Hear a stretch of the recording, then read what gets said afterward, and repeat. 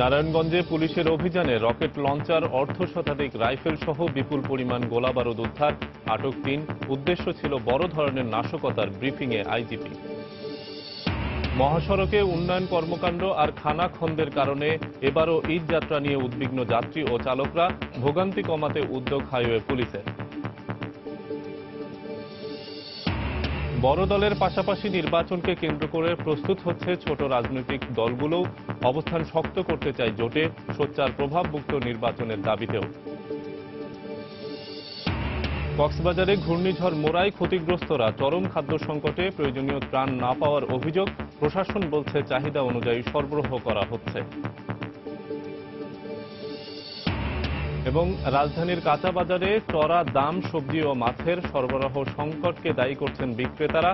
নিত্যপণ্যে VAT অব্যাহতি থাকলেও monitoring জোরদার না করলে সুফল মিলবে না মত ক্রেতাদের।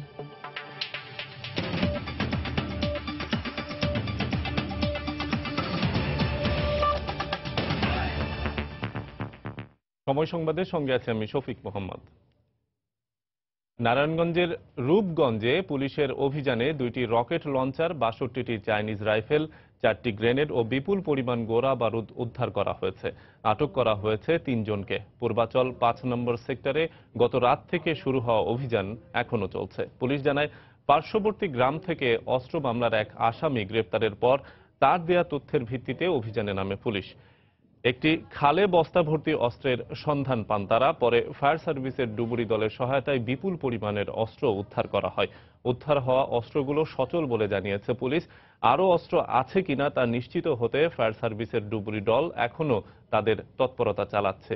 যে কোনো ধরনের অপ্রীতিকর ঘটনা এড়াতে ঘটনাস্থল ও আশেপাশে ঘিরে রেখেছে পুলিশ। এদিকে বড় ধরনের নাশকতার জন্যই অস্ত্র মজুত করা হতে পারে বলে জানিয়েছে পুলিশ মহাপরিদর্শক AKM শহীদুল হক।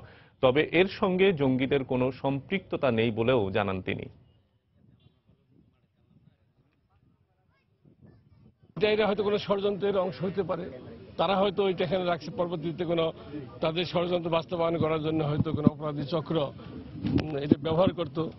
তা আমরা পুলিশের গোয়েন্দা, বিশেষ করে নারায়ণগঞ্জ জেলা পুলিশের ধন্যবাদ দেব, তাদের গোয়েন্দাদের তৎপরতার কারণে এটা উদ্ধার করা সম্ভব হয়েছে। এক ব্যক্তি, এক অপরাধীর স্বীকারোক্তি অনুযায়ী এটা উদ্ধার করা হয়েছে।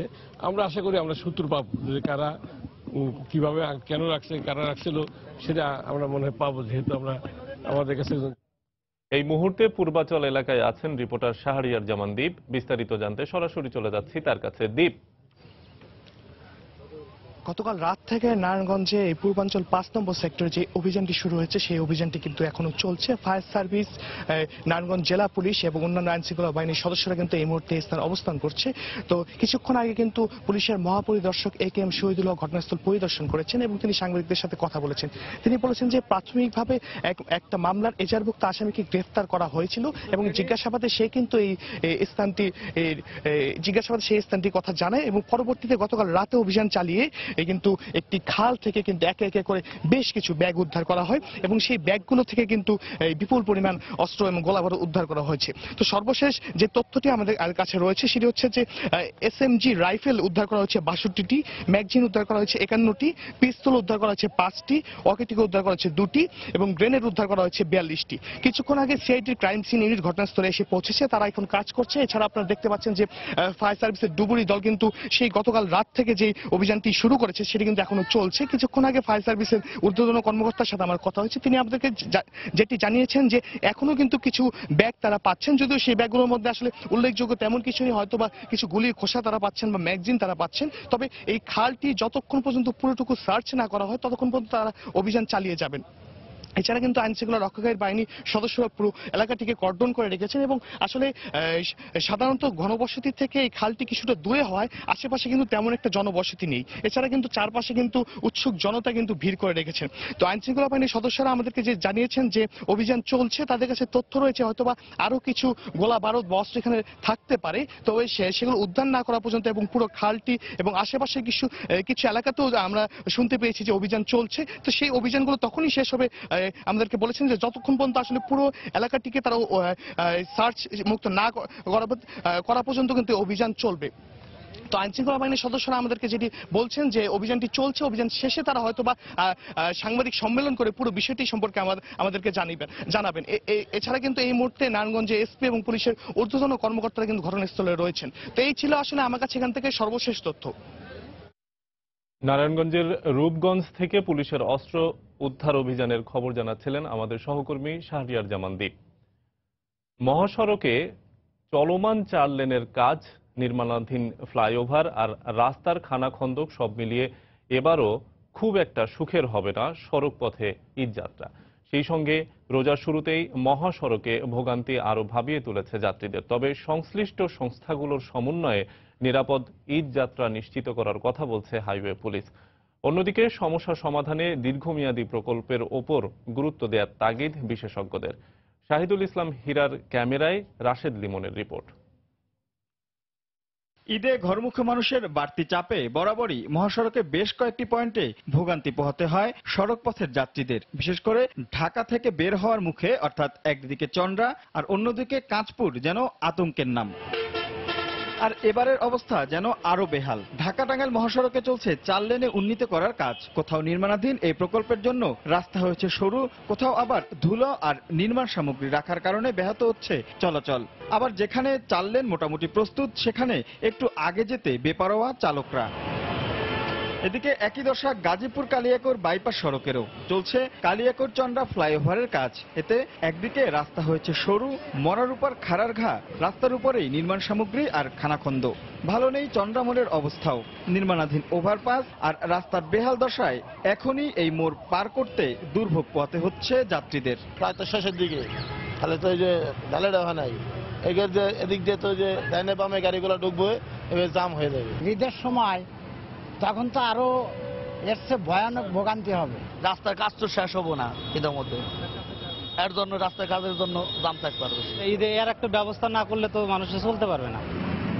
এদিকে প্রতি বছরের মতো এবারও এলেঙ্গায় সরু রাস্তায় গাড়ির চাপ বাড়লে বাড়বে যানজট। আর ঢাকা চট্টগ্রাম মহাসড়কের অবস্থার উন্নতি হলেও যাত্রীদের গলার কাটা হতে পারে কাঁচপুর ব্রিজ। হাইওয়ে পুলিশ বলছেন, প্রতিকূলতার মাঝেও চেষ্টা থাকবে যতটা সম্ভব দুর্ভোগ কমিয়ে আনার। আমাদেরকে এটার মধ্যে দিয়ে কাজ করতে হবে। তো যার জন্য এই ডেভেলপমেন্ট করার অংশটাকে সাথে রেখেই আমরা যতটুকু পারতেছি এখান থেকে বাইপাস করা অথবা কোনো রাস্তা তৈরি করা, এইসব ব্যাপারে আমরা যখন যোগাযোগ মন্ত্রণালয়কে অনুরোধ করতেছি তারা সেই কাজগুলো করে দিচ্ছে।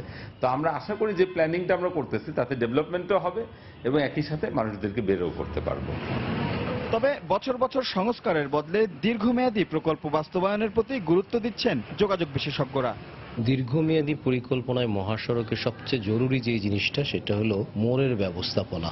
নিরবিচ্ছিন্নভাবে দ্রুত গতিতে চলার যে অবকাঠামোর মানদণ্ড, সেটা আমরা এখনো ঠিক করিনি। সত্যিকার অর্থে দ্রুতগতির অবকাঠামো পেতে হয়, তাহলে মোড়গুলিকে যত তাড়াতাড়ি সম্ভব এটাকে ট্রিটমেন্ট দিতে হবে।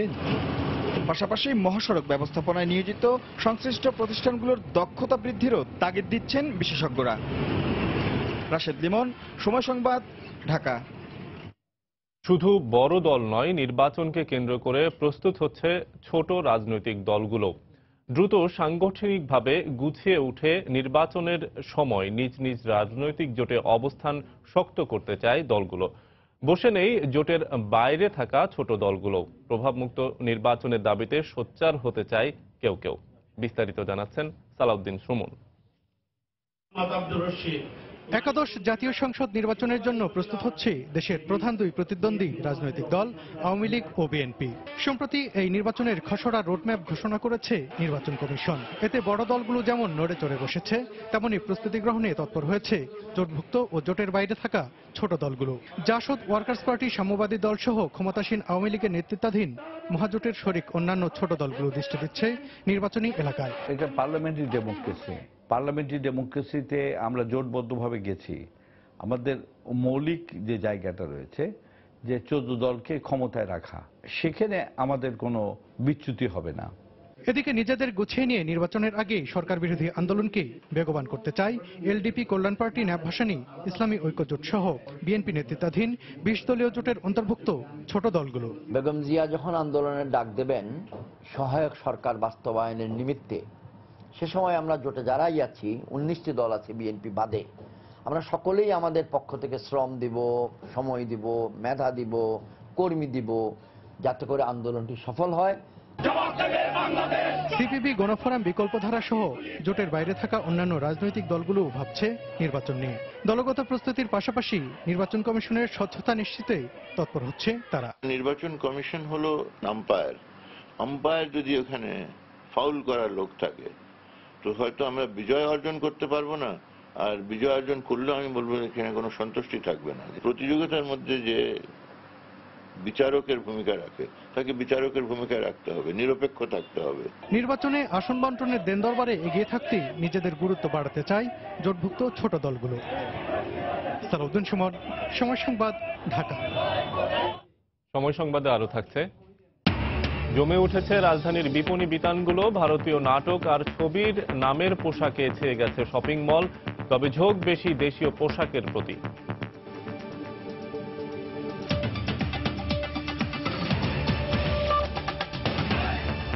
2017-18 অর্থ বছরের প্রস্তাবিত বাজেট বাস্তবায়নে ভ্যাট নির্ভর রাজস্ব আদায়ে সরকার চ্যালেঞ্জের মুখোমুখি হবে বলে মন্তব্য করেছেন বেসরকারি গবেষণা প্রতিষ্ঠান সিপিডি। সিপিডির মতে নতুন অর্থ বছরে 7.4% প্রবৃদ্ধির লক্ষ্যমাত্রা অর্জনে ব্যক্তি খাতে 6,000 কোটি টাকা এবং রাষ্ট্রীয় খাতে 50,000 কোটি টাকার বাড়তি বিনিয়োগের প্রয়োজন পড়বে। সকালে রাজধানীর লেকশোর হোটেলে প্রস্তাবিত বাজেটের ওপর সংবাদ সম্মেলনে একথা বলেন সিপিডির সম্মানিত ফেলো ডক্টর দেবপ্রিয় ভট্টাচার্য।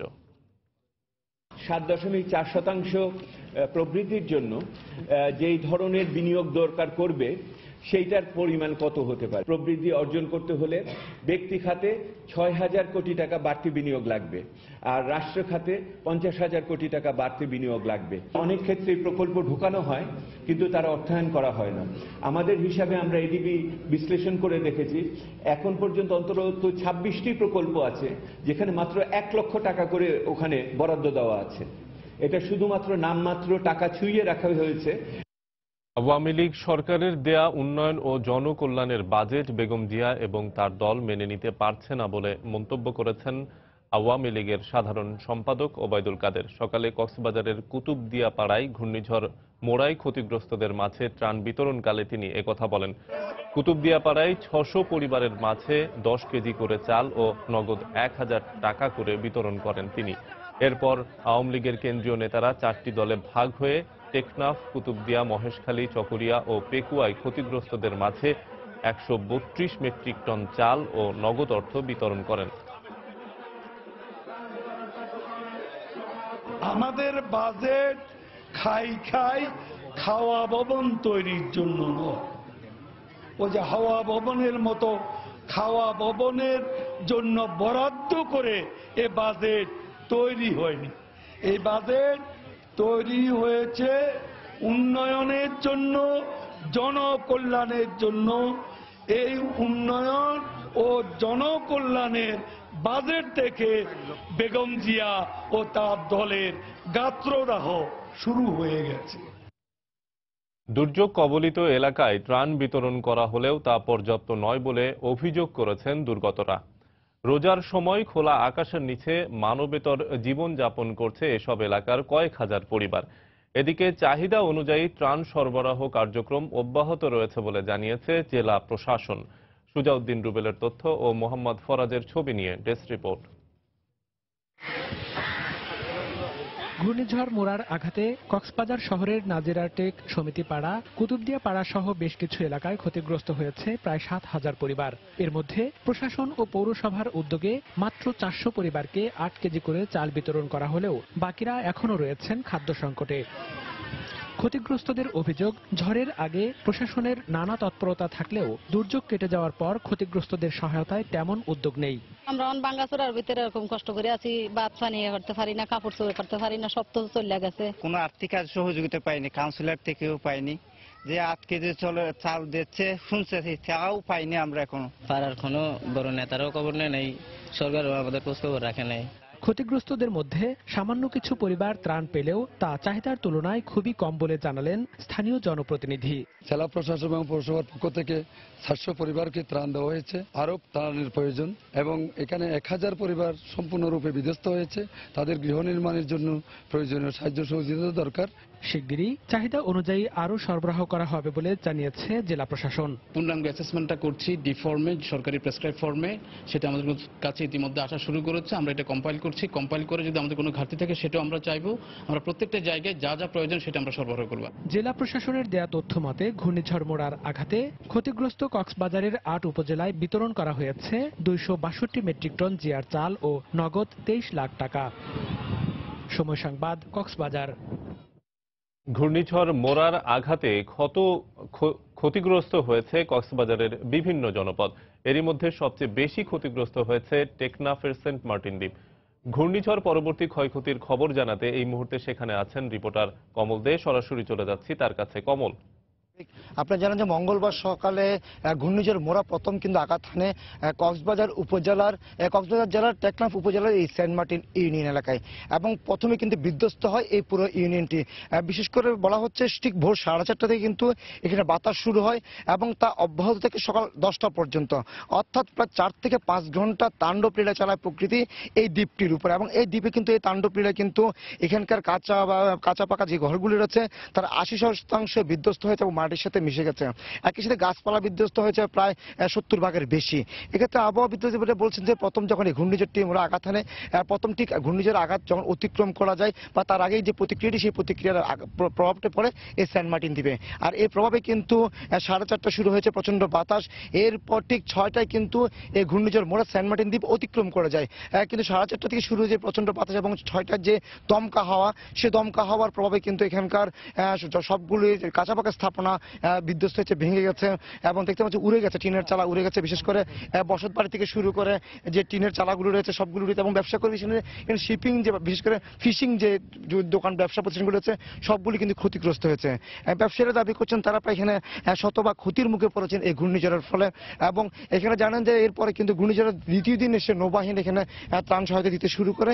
এখানকার যারা বাসিন্দা রয়েছেন তারা বলছেন তারা কিছুটা ত্রাণ সহায়তা পাচ্ছেন, তবে তাদের যে ক্ষতিটা হয়ে গেছে সেই ক্ষতিটি তারা এখন কিভাবে পোষাবেন সেই চিন্তা তারা একটু কিছুটা চিন্তিত। কারণ তারা যেটা বলছে 1991 সালের ঘূর্ণিঝড়ের পরে এই ঘূর্ণিঝড়টি তো মোরাই সবচেয়ে বেশি আঘাত হেনেছে এই সেন্ট মার্টিন দ্বীপে, এমনটি বলছেন এখানকার যারা প্রবীণ ব্যক্তি রয়েছেন, যারা এখানে ঘূর্ণিঝড়টি প্রত্যক্ষ করেছেন। তারা বলছেন বাতাসের গতিবেগ যেমন সবচেয়ে বেশি ছিল, তেমনি সেখানে আগুনের হালকা ছিল, যে আগুনের হালকার কারণে কিন্তু এখানে বেশ কিছু গাছপালাও পুড়ে গেছে। তো শফিক, এখন পর্যন্ত আমার কাছে ছিল কক্সবাজার সেন্ট মার্টিন দ্বীপে যে ঘূর্ণিঝড় মোরার আঘাতে ক্ষতিগ্রস্ত হয়েছে তার যে বর্ণনা, তার সর্বশেষ। কক্সবাজারের টেকনাফের সেন্ট মার্টিনে ঘূর্ণিঝড় পরবর্তী ক্ষয়ক্ষতির খবর জানাচ্ছিলেন আমাদের সহকর্মী কমল দে। সময় সংবাদে আরো থাকছে। প্যারিস জলবায়ু চুক্তি থেকে সরে আসার ঘোষণা মার্কিন প্রেসিডেন্ট ডোনাল্ড ট্রাম্পের, ভুল সিদ্ধান্ত বলছে ফ্রান্স।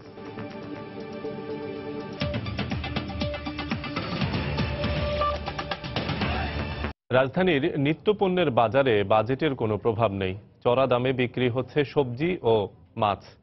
দাম বাড়ার কারণ হিসেবে সরবরাহ সংকটকে দায়ী করা হলেও বিক্রেতাদের এমন দাবি অযৌক্তিক বলে মনে করেন ক্রেতারা। মনিটরিং ব্যবস্থা জোরদার করার দাবি তাদের। রাজধানীর কল্যাণপুর নতুন বাজার ঘুরে বিস্তারিত জানাচ্ছেন শুভ খান। দ্রব্যের দাম নিয়ন্ত্রণে রাখতে সদ্য ঘোষিত 2017-18 অর্থ বছরের বাজেটে শাকসবজি, মাছ ও মাংসের উপর ভ্যাট অব্যাহতির প্রস্তাব করেছেন অর্থমন্ত্রী। সেই হিসাবে নিত্যপণ্যের দাম নিয়ন্ত্রণে থাকবে, ক্রেতাদের এমন আশা থাকলেও বাস্তবতা ভিন্ন। বেগুন, শসা, লেবু, ঢেঁড়স ও লাল শাক সহ সব ধরনের শাকসবজি বিক্রি হচ্ছে বাড়তি দামে। লাল শাকগুলো যে 8 টাকা বেশি, জোড়া 15, 3টা 20, 2 শাক 15 টাকা, 20 টাকা। দেখুন, এটা বিক্রি করতেছি আমরা 50 টাকা কেজি, আর এটা 60 টাকা কেজি। এটা যদি কিনে আনি মনে করেন 10 টাকা কেজি, আমরা 15 টাকা বিক্রি করতে পারবো। মনিটরিং ব্যবস্থা জোরদার করতে না পারলে ভ্যাট অব্যাহতির সুফল মিলবে না বলে মনে করছেন ক্রেতারা। বেগুন, বরবটি, তারপরে কাঁচা কলা, তারপর আপনার আলু নিলাম, ওগুলা দাম যেটা দেখলাম মোটামুটি আগের মতোই আছে। বাজেটে যেটা ভ্যাটটা কমছে সেটার প্রভাবটা এখনো বাজারে পড়ে না। কতটুকু পড়বে এটা তো আমরা বুঝতে পারতেছি না। যেটা বাজেটে পাস হলো এটা বাজারে প্রভাব পড়ছে কিনা সেটা অবশ্যই গভর্নমেন্টের মনিটরিং করা উচিত। মাছের বাজারে ইলিশের সরবরাহ বাড়তে শুরু করলেও দাম এখনো কমেনি। অন্যান্য মাছের মধ্যে প্রতি কেজি কই বিক্রি হচ্ছে 200 থেকে 250 টাকায়, পাবদা বিক্রি হচ্ছে 600 থেকে 650 টাকায়। এ নিয়ে ক্ষোভ প্রকাশ করলেন ক্রেতারা। 150 টাকা কেজিতে বেশি বড় ইলিশ 1 কেজি 100 গ্রাম 1800 টাকা কেজি। নির্মচ আপনার মাছ কম আছে নদী থেকে, এই জন্য দাম বেশি। সিন্ডিকেট বা যেভাবেই বলি আমরা, তার মতো করে মনোপলি দ্বারা ব্যবসা করছে। এই বাজারে যদি কোনো মনিটরিং ব্যবস্থা থাকতো হয়তো আমরা কম দামে আরো পেতাম। মাংসের বাজারে অপরিবর্তিত রয়েছে ব্রয়লার মুরগির দাম। প্রতি কেজি বিক্রি হচ্ছে 155 টাকায়। এছাড়া সিটি কর্পোরেশন নির্ধারিত 475 টাকা কেজি দরে বিক্রি হচ্ছে গরুর মাংস, আর খাসির মাংস বিক্রি হচ্ছে 725 টাকা কেজি দরে। শুভ খান, সময় সংবাদ, ঢাকা। ঈদের কেনাকাটা করতে সাপ্তাহিক ছুটির দিনে অনেকে ভিড় করছেন বিভিন্ন শপিং মলে। এই মুহূর্তে রাজধানীর বসুন্ধরা সিটি শপিং মলে আছেন রিপোর্টার তাহিয়া রুবায়াত অপলা। সরাসরি চলে যাচ্ছি তার কাছে। অপলা। শফিক, আমি এই মুহূর্তে রয়েছে রাজধানীর বসুন্ধরা সিটিতে এবং সকাল থেকেই কিন্তু রাজধানীর বেশ কয়েকটি বিপণী বিতান ঘুরে ঘুরে দেখছিলাম। বিশেষ করে নিউ মার্কেট, প্রিয়ঙ্গন, গাউসিয়া কিংবা নূরজাহান মার্কেট সহ ইস্টার্ন মল্লিকা সহ আরও যেই শপিং মলগুলো রয়েছে কিংবা বিপণী বিতানগুলো রয়েছে সেই জায়গাগুলো কিন্তু সকাল থেকে আসলে ঘুরে ঘুরে দেখছিলাম এবং প্রত্যেকটা জায়গায় কিন্তু মোটামুটি একই চিত্র আমি লক্ষ্য করেছি। সেটা হচ্ছে ঈদের যে বাজারটা সেটা কিন্তু জমে উঠতে শুরু করেছে। যেহেতু আজকে রমজানের প্রথম শুক্রবারে স্বাভাবিকভাবেই ছুটির দিন হওয়ায় অনেকে কিন্তু আজকের দিনটাকে হাতে রেখেছেন কেনাকাটা করার জন্য। সকালবেলা খুব একটা ভিড় লক্ষ্য করা না গেলেও কিন্তু বেলা বাড়ার সাথে সাথে আসলে আমি অনেকটাই ভিড় লক্ষ্য করতে পারছি। এবং কেনাকাটার কথাগুলো যদি বলি তাহলে বলবো যে প্রথমে যদি পোশাকের ব্যাপারটাতে আসি, এইবারে কিন্তু মেয়েদের পোশাকের ক্ষেত্রে প্রথম পছন্দ রয়েছে ভারতীয় কিংবা পাকিস্তানি যে পোশাকগুলো রয়েছে সেই সবগুলোকেই তারা বেশি বেছে নিচ্ছেন। এবং যেহেতু এবারে ঈদটা পড়েছে বর্ষাকালে এবং প্রচন্ড পরিমাণে গরমও রয়েছে, তো রোদ এবং বৃষ্টির যে একটা ব্যাপার সেটা মাথায় রেখেই কিন্তু অনেকেই পোশাক পছন্দ করছেন এবং সেই ক্ষেত্রে তারা সুতি কাপড় এবং জর্জেটের কাপড়টাকে প্রাধান্য দিচ্ছেন এবং পাশাপাশি উজ্জ্বল রঙের পোশাক কিন্তু বেশি কেনাকাটা করতে দেখা গেছে।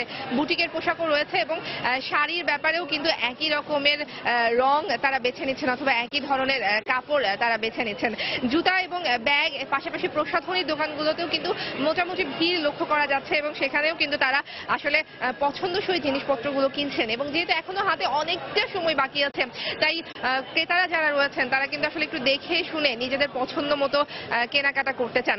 ছেলেদের ক্ষেত্রেও একই কথা, সুতির পোশাক বেশি প্রাধান্য পাচ্ছে এবং শার্টের থেকে বেশি পাঞ্জাবি এবং বিভিন্ন উজ্জ্বল রঙের পাঞ্জাবি কিন্তু তাদের পছন্দের তালিকায় রয়েছে। এবং দরদাম নিয়ে যদি আমি বলি তাহলে বলবো যে কিছু কিছু ক্ষেত্রে ক্রেতারা বলছেন যে না এবারের দামটা তাদের হাতের নাগালের মধ্যেই রয়েছে, আবার কিছু কিছু ক্ষেত্রে তারা বলছেন যে না এবারের দামটা আসলে অনেকটাই বেশি। ক্রেতা বিক্রেতাদের মধ্যে দরদাম নিয়ে যে একটা মিশ্র প্রতিক্রিয়া সেটা কিন্তু আসলে সকাল থেকেই লক্ষ্য করছি, কিন্তু তারপরেও পছন্দের পোশাকটি যারা কিনছেন তারা কিন্তু কিনতে পেরে খুশি। তবে একদম রোজার প্রথম দিকে বাচ্চাদের যে কেনাকাটা সেটাই মূলত সবাই সেরে ফেলতে চাচ্ছেন এবং সেই কেনাকাটাটাই বেশি প্রাধান্য পাচ্ছে। বসুন্ধরা সিটিতে এই মুহূর্তে আমি রয়েছে এবং এখানেও কিন্তু বেশ একটা জমজমাট অবস্থা এবং বিক্রেতারা আশা প্রকাশ করেছেন যে বিকেলের দিকে এই ভিড় আরো বেশি বাড়তে পারে। এই ছিল আমার কাছে এই মুহূর্তে বসুন্ধরা সিটি থেকে সর্বশেষ। রাজধানীর বসুন্ধরা শপিং মল থেকে ঈদের কেনাকাটার খবর জানাচ্ছিলেন সহকর্মী তাহিয়া রুবাইয়াত অপলা। ঝিনাইদহে নিখোঁজের 3 দিন পর সেপটিক ট্যাঙ্ক থেকে আনোয়ারা বেগম নামে এক নারীর লাশ উদ্ধার করা হয়েছে। এই ঘটনায় জড়িত সন্দেহে অপর এক নারীকে আটক করা হয়েছে। পুলিশ এবং স্বজনরা জানান গত মঙ্গলবার সকালে শহরের উপশহর পাড়ার নিজ বাড়ি থেকে বের হন আনোয়ারা বেগম। এরপর থেকে নিখোঁজ ছিলেন তিনি। এই ঘটনায় বুধবার তার স্বামী আব্দুর রহিম ঝিনাইদহ সদর থানায় একটি সাধারণ ডায়েরি করেন। পরে আজ সকালে অভিযান চালিয়ে পাশের বাড়ির একটি সেপটিক ট্যাঙ্ক থেকে আনোয়ারা বেগমের লাশ উদ্ধার করে পুলিশ। এই ঘটনায় প্রতিবেশী পারুল বেগমকে আটক করা হয়েছে। দেশের বাইরের খবর, প্যারিস জলবায়ু চুক্তি থেকে সরে আসার ঘোষণা দিয়েছেন মার্কিন প্রেসিডেন্ট ডোনাল্ড ট্রাম্প। বৃহস্পতিবার ওয়াশিংটনের হোয়াইট হাউসে এক ব্রিফিংয়ে তিনি এই ঘোষণা দেন। ট্রাম্প বলেন, জলবায়ু পরিবর্তন বিষয়ে প্যারিসে যে চুক্তি হয়েছে তাতে যুক্তরাষ্ট্রকে সর্বোচ্চ ব্যয়ভার বহনের কথা বলা হয়েছে, যা মোটেও গ্রহণযোগ্য নয়। প্যারিস চুক্তির সমালোচনা করে ট্রাম্প বলেন, তিনি প্যারিসের নয় পিটার্সবার্গের জনগণের প্রতিনিধিত্ব করেন। জলবায়ু চুক্তির বিষয়ে আবারও খোলামেলা আলোচনার মাধ্যমে আরও ভালো একটি চুক্তি করা প্রয়োজন বলে মন্তব্য করেন তিনি। গেল সপ্তাহে G7 সম্মেলনেও জলবায়ু চুক্তিতে অনুমোদন দিতে অস্বীকৃতি জানান ট্রাম্প। নির্বাচনী প্রচারের সময় থেকেই জলবায়ু বিষয়ক চুক্তিগুলো থেকে যুক্তরাষ্ট্রের সমর্থন তুলে নেয়ার কথা বলে আসছিলেন ট্রাম্প। এদিকে জলবায়ু পরিবর্তন রোধে লড়াইয়ে বৈশ্বিক চুক্তি থেকে যুক্তরাষ্ট্র বের হয়ে গেলেও ইউরোপীয় ইউনিয়ন এবং চীন এই চুক্তিতে অটল থাকার অঙ্গীকার করেছেন। বার্লিনে জার্মান চ্যান্সেলর অ্যাঙ্গেলা মার্কেলের সঙ্গে বৈঠক শেষে চীনের প্রধানমন্ত্রী বলেন, জলবায়ু পরিবর্তন রোধে তার দেশের প্রতিশ্রুতি রক্ষা করবে। ট্রাম্পের এই সিদ্ধান্তকে ভুল বলে আখ্যায়িত করেছেন ফরাসি প্রেসিডেন্ট ইমানুয়েল ম্যাক্রো। জলবায়ু পরিবর্তন মোকাবেলায় একজোট হয়ে লড়াইয়ের জন্য 2015 সালের ডিসেম্বরে প্যারিসে এক সম্মেলনে জলবায়ু চুক্তি সই হয়। ফিলিপিন্সের রাজধানী ম্যানিলার একটি ক্যাসিনো এবং হোটেলে কমপ্লেক্সে বন্দুকধারীর হামলার পর 36 জনের লাশ উদ্ধার করা হয়েছে। প্রত্যক্ষদর্শীরা জানান, শুক্রবার ভোরের দিকে রিসোর্ট ওয়ার্ল্ড ম্যানিলা নামে একটি ক্যাসিনোতে প্রবেশ করে অতর্কিত গুলি চালায় এক বন্দুকধারী। এতে অন্তত 50 জন আহত হন। পরে সে জুয়ারির টেবিলে আগুন ধরিয়ে দেয়। নিহত 36 জনের অধিকাংশই প্রচণ্ড ধোঁয়ায় শ্বাসরোধ হয়ে মারা গেছে বলে প্রাথমিকভাবে জানা গেছে। তাৎক্ষণিকভাবে একে জঙ্গি হামলা বলে মনে করা হলেও পরে পুলিশ জানায় এটি সন্ত্রাসী হামলা নয়, বরং হামলাকারী ক্যাসিনোর অর্থ লুটের জন্য চেষ্টা করেছিল। ঘটনার পরপরই সেখানে অভিযান চালায় নিরাপত্তা বাহিনীর বিশেষ দল। পরে একটি কক্ষে হামলাকারীকে মৃত অবস্থায় পাওয়া যায়। হামলাকারী আগুন ধরিয়ে আত্মঘাতী করেছে বলে জানিয়েছে পুলিশ। এ পর্যায়ে শীর্ষ সংবাদ জানিয়ে দিচ্ছি আরেকবার। নারায়ণগঞ্জে পুলিশের অভিযানে রকেট লঞ্চার, অর্ধশতাধিক রাইফেল সহ বিপুল পরিমাণ গোলাবারুদ উদ্ধার। আটক 3। উদ্দেশ্য ছিল বড় ধরনের নাশকতার, ব্রিফিংয়ে আইজিপি। মহাসড়কে উন্নয়ন কর্মকাণ্ড আর খানাখন্দের কারণে এবারও ঈদযাত্রা নিয়ে উদ্বিগ্ন যাত্রী ও চালকরা। ভোগান্তি কমাতে উদ্যোগ হাইওয়ে পুলিশের। কক্সবাজারে ঘূর্ণিঝড় মোরায় ক্ষতিগ্রস্তরা চরম খাদ্য সংকটে, প্রয়োজনীয় ত্রাণ না পাওয়ার অভিযোগ। প্রশাসন বলছে চাহিদা অনুযায়ী সরবরাহ করা হচ্ছে। বড় দলের পাশাপাশি নির্বাচনকে কেন্দ্র করে প্রস্তুত হচ্ছে ছোট রাজনৈতিক দলগুলো। অবস্থান শক্ত করতে চায় জোটে, সোচ্চার প্রভাবমুক্ত নির্বাচনের দাবিতেও। এবং রাজধানীর কাঁচা বাজারে চড়া দাম সবজি ও মাছের। নিত্য পণ্যে ভ্যাট অব্যাহতি থাকলেও মনিটরিং জোরদার না করলে সুফল মিলবে না, মত ক্রেতাদের। এই ছিল এখনকার মতো। যে কোনো খবর পেতে ভিজিট করুন সময়নিউজ.tv। যে কোনো বাংলা লিংক ও রবি নম্বর থেকে সময় সংবাদের খবর, অনুষ্ঠান সম্পর্কে জানতে এবং যে কোনো তথ্য সময় সংবাদকে জানাতে ডায়াল করুন 16242 নম্বরে। এছাড়া এইমাত্র পাওয়া খবর আপনার মোবাইলে পেতে SMS করুন *BN লিখে পাঠিয়ে দিন 16242 নম্বরে। আর সঙ্গে থাকুন সময়।